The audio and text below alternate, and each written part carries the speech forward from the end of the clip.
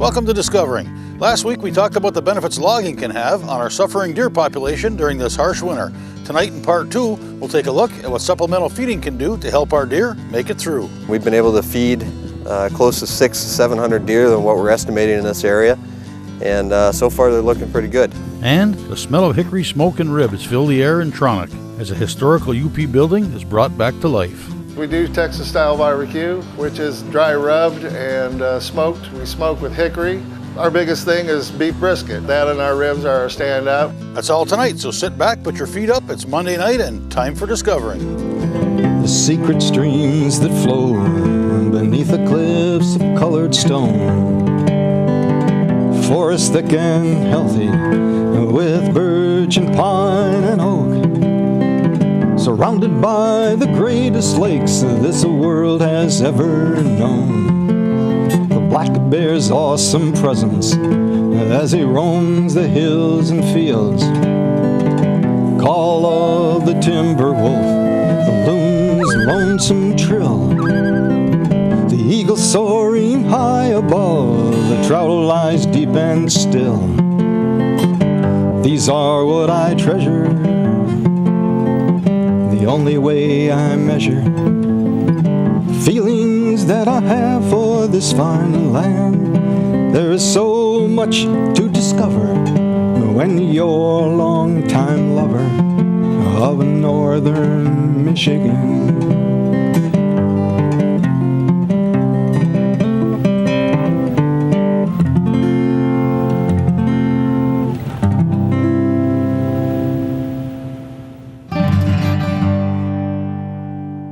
As the winter gets longer, the deer continue to struggle. The snow in some areas has finally begun to evaporate, making moving around easier, but food sources are still sealed away under a crusty layer of snow. One of the ways sportsmen can help is by supplemental feeding, but it has to be done correctly, or it could do more damage than good. I traveled to Delta County to get the scoop on a project made possible by the joint efforts of UP Whitetails, Forester Sean Cannon, several area landowners, and numerous other individuals. We've been feeding the deer up here. Sean Cannon and I got together and pulled some other landowners together up in this area and got a collection of money together. We knew that going into the winter it was going to be a lot of snow and cold, and last winter was tough on the deer already. And being in a winter deer yard that we're in here over by Rapid River, we knew there was going to be a lot of deer in here already, and we had planned on doing a pretty large-scale logging operation, and we knew that was going to bring in a lot of deer. And once those tops and things were all ate up, we knew that we'd have to feed them and keep the deer fed and keep them healthy for the rest of the season. So Sean and I got together with some fellow landowners and the fellow sportsmen up in the area, and UP Whitetails played a big part in this. And we've been able to feed close to 600 to 700 deer than what we're estimating in this area. And so far they're looking pretty good. Well, we started this cutting project in beginning of January. And the area that we're at is a traditional deer yard. No matter how much snow we get, the deer naturally come down here along the Whitefish River complex and yard up. And in years where we have harvesting going on down here, we have lots of deer coming into these cutting areas and congregate. Years past, in the mid-'80s, where we had numerous small loggers, the deer were more spread out. Now we have the large operations where we congregate a lot of deer in one area. And when they had lifted the feeding ban, I notified all the adjacent landowners saying that if the winter continues as is, we are going to have a problem. We're going to have too many deer in this certain area, and they're going to eat themselves out of house and home, basically eat all the browse, and they're going to be locked in here. So when the DNR lifted the feeding ban, we had met and we said, all right, if we are going to supplemental feed in this cut, we have to be committed and go right to the end, right to break up till we get green up. And this could cost thousands of dollars and a lot of volunteer time. And we got to go ahead with the approximately 8 to 10 landowners, and we all donated funds to help supplemental feed the deer.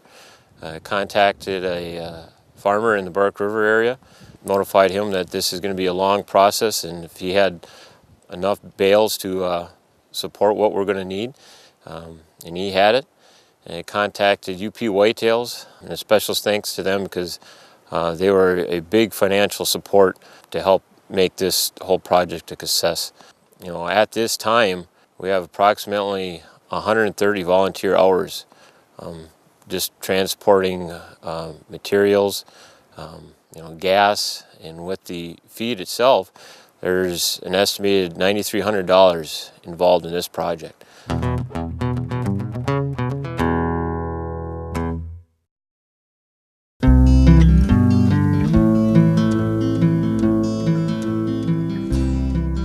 It's been many years since we've been able to take and actually help feed. UP Whitetails actually negotiated a few years back with the DNR to actually get a winter severity index indicator, seeing they went back and actually took away the winter severity index that we used to use many years ago. They basically changed it. And with the help of Terry Minzy and Greg Albright, they actually came up with some sound scientific graphs, some information that we could use in order to get some supplemental feeding in. And that's what happened this year. The severity of the winter was bad enough that we could feed this year. And so far this year, we've been helping out some of the people that have asked for help in the cutting that we're in right now. We've been helping. The landowners have done most of the work. They've done a very good job. And from there, we've been trying to expand out a little bit. We've had 3 people that have came to us and then backed out. They wanted us to do all the work. They wanted us to plow, feed the deer, everything you can imagine, and we don't do it that way. My committee is older, like myself. We just can't get out in the woods and do it. We have extended out to some of the people. We do have another big feeding area up in the Osier area. We do have a predator problem up there, but we're hoping that the people will help out up there and try to keep them away as much as possible by just being in the area. We are donating $20 per round bale as long as it's going to deer feed. You will have to sign the list and put down the number of bales you are taking, up to 3 bales at a time, and we will put $20 towards each bale to help you out, just to say thank you for helping to feed the wildlife, the deer. And again, it must be for the deer. If we find out that you're feeding livestock with it, we will come and ask you to refund the money back to us. Make sure that the people continue to feed. Do not stop because the weather is getting nice. This is extremely important. In this particular cut, we estimated at one time we had anywhere from 400 to 600 deer. Now this was the last cutting unit we were at, and we had 3 other cutting units that led up to this one. This was the biggest one. This one was approximately 95 acres. The other ones ranged from anywhere from 25 to 60 acres.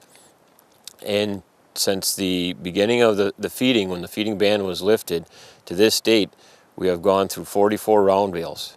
And we have also distributed 60 square bales. And we've gone through approximately maybe 150 pounds of corn along with 150 pounds of pellets. It's a lot of feed, but when we have that many deer in there, they eat a lot. With the regulations in the supplemental feeding and the requirements, we are supposed to distribute the material out in a given area in a square foot. We did have problems with the round bales due to the cold weather we had this winter. A lot of these round bales, due to the moisture content, were frozen. We first tried to break them apart, and it was a green block of ice. So we opened them up and allowed the deer to pick away at them. Then we've been pulling them apart with the clam on some of the equipment, and now that's why we've gone to the square bales. So we're able to distribute the square bales a lot easier than we were the round bales. So we can feed more mouse with everything distributed in a given area, and also number one, the regulations the DNR has on the supplemental feeding. So it's a big job, but we felt it was necessary. These aren't just the local deer that we have here. There's a lot of deer that come down from Munising, Trinary, Marquette area as well. So we have deer that travel 40 to 50 miles that come in here. Our feeling is to sustain an enjoyable hunting population when we have these critical winters, that it is necessary to help these deer along, especially those deer that are traveling 40 to 50 miles that are stressed. It's very, very important right now that people are not feeding just corn. If they haven't been feeding corn, stay away from it. Everybody is seeing some of the deer. They have the puffed up face and they look pretty rough. Please do not just go out and throw them corn. You need to feed them pellets or second crop alfalfa and even third crop if you can find it. You want a leaf type substance like we're finding in the round bales. We're breaking up the round bales. Some of the other square bales that we've been finding that people are buying, there's a lot of grasses in it. They'll get a little bit out of it, but it's not as good as the leafy material from the second or third crop alfalfa. This is very important. And if you're going to feed some pellets to help the deer out, please do not put a lot in one spot. Spread it out. Reason being, the pellets are high in protein and it will actually cause the animals to get diarrhea. They will dehydrate and actually die from it. You need to spread it out. If you want to put a little bit of corn in with your pellets, if you've been feeding corn right along, that's great. But if you haven't been feeding them corn, do not start them on it. You will actually find dead deer on your corn pile.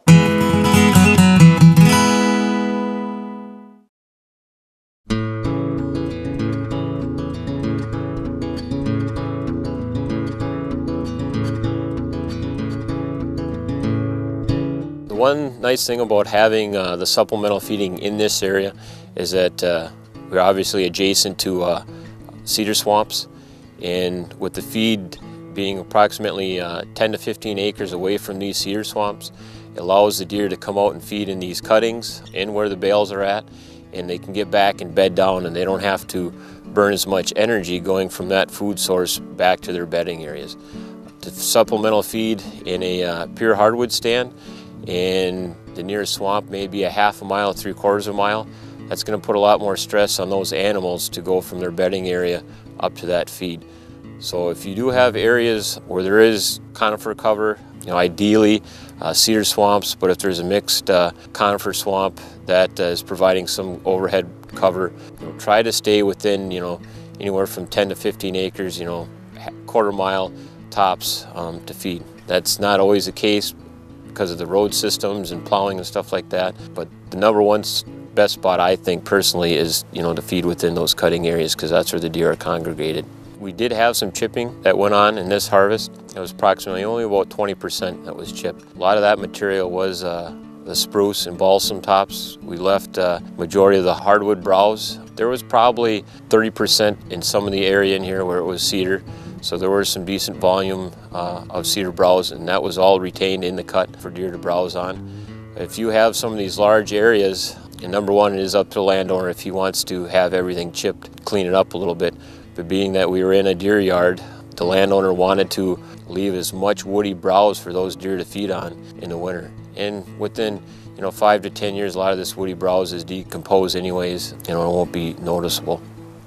We also, when we talked with the landowners about supplemental feeding, we obviously had to wait for the ban to be lifted from the DNR. I contacted Craig Albright. We went through the proper procedures of getting the permits required for feeding.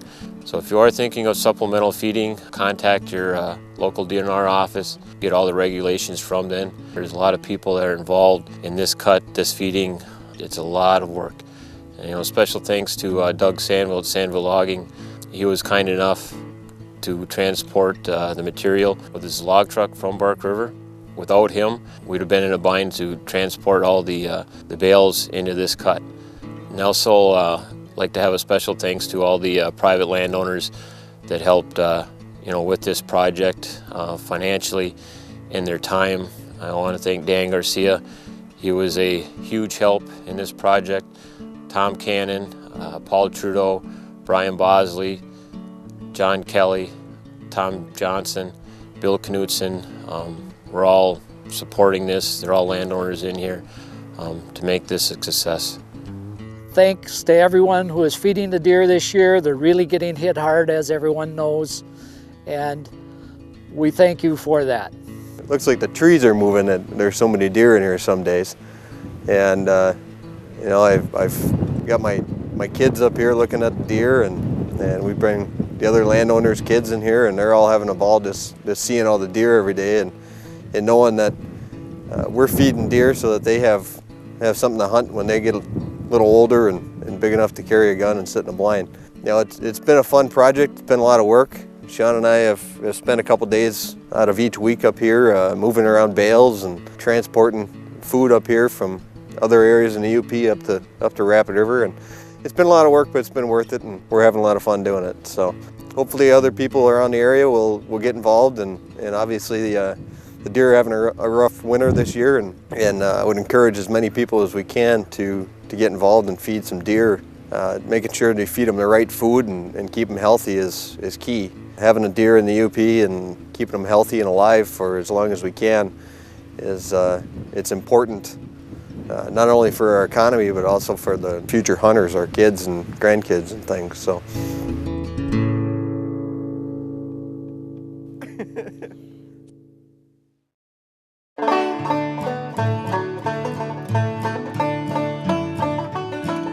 Pass through any small town in the UP and you're bound to find some remnant of history, a window into the past. In the small town of Traunik, it's not hard to find. Right there in the center of town, you'll find the Mikulich General Store, brought back to life by smoke.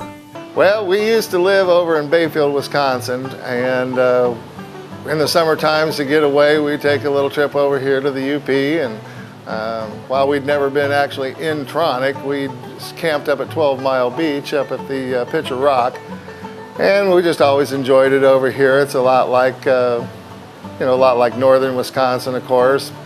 We went down to Texas for family, to take care of some family, and once that was over with, we just decided we wanted to come back north, and we wanted to live and work on the same piece of property. And I'd been cooking barbecue for about 10 plus years, and I'd also done a lot of restoration work. I was a builder. This just kind of fit the bill for what we wanted. You know, it was something historical, and it was someplace where we could live upstairs, work downstairs, and just change our occupations up and do something a little bit different. It's a smaller community, but we've had very great community support. We try to buy everything as close to home as we can. We do Texas style barbecue, which is dry rubbed and smoked. We smoke with hickory. A lot of people have asked me about different kinds of woods. If I've used them, yes, I've used them all, but hickory has a unique flavor that I think makes barbecue the best that it can be. People try to smoke meat. It's something that you spend many years at, and you have a lot of ups, downs, and failures while you're doing it. There's no quick read of a book. You have to know your smokers. You have to know what you're doing. Different smokers smoke differently, just like ovens will cook at different temperatures. One you bake at 300, one you bake at 325. Same thing with smokers. You got to pay attention to what you're doing. It's a craftsman style operation. You just don't get a smoker and start smoking, which a lot of people think they can do. Our biggest thing is beef brisket. Nobody knew really what beef brisket was when we got up here. Everybody was into the pulled pork, but we went from selling a lot of pulled pork to selling a lot of beef brisket. And that's our standout. That and our ribs are our standout, but we also smoke a really good sausage, ham, turkey, chicken, pork spare ribs, and what we call pig wing ribs, which are the top end of the ribs, and when we cut them, they look like chicken wings, even in the wintertime. Coldest I've smoked is about 3 below. In addition to all the barbecue, the smoked meats, we do homemade pizzas, all to order. We also have a full deli. Everything that we make in our place is homemade. Today is pretty much heat and serve everywhere you go, or deep fried, and nothing against it all, but I just thought that it would be good to go back to making everything. So all of our salads are homemade, all of our desserts are homemade. Cinnamon roll cake happens to be one of our bigger sellers. Everybody likes the cinnamon roll cake, but we do quite a few other desserts. And we do have we just started a couple weeks ago, we started a Mexican menu, and one of our biggest sellers is the beef brisket burrito. People we make our own salsa, as I make my own barbecue sauce. Like I said, we make everything right here at the store. This building was built by Indian Bill Copeland in 22-23. It was commissioned to be built by Mr. Kehoe, who was a school teacher, but he was at the time working in the logging camps. About a year after they built the store, they built the community, well, it's the community center now, but it was the school at that time. And Mr. Kehoe went back to teaching, and he sold the building here to John Knaus. John Knaus had it for 3 years and then sold it to Louis Mikulich, who had come over at age 13 by himself to work in the logging camps, and him and his family ran the store until 1961, when Mr. Mikulich passed away, and his son Louis Jr. took over and ran the store to 1987. At that point, it was sold to Bill and Dee Morgan, and it was Morgan's museum here, and the place was a gift store and a museum. And after Morgan's, for a brief period, it was a coffee shop, and then we bought it. And of course, we've just restored the building to as close to we could, and it still be a functional, restaurant, which has really worked out, I think, pretty well. Well, that's it for tonight. I hope you enjoyed watching. I'll leave you with a viewer video from last spring as a reminder that spring is indeed on its way. I don't know if we...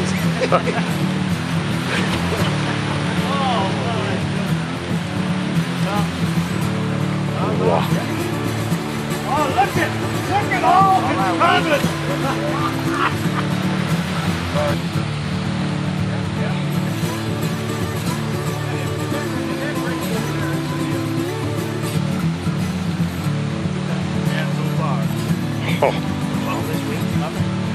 It's coming somewhere.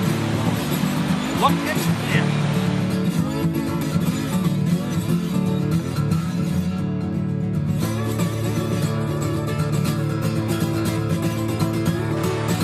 That'll be a bad way to go.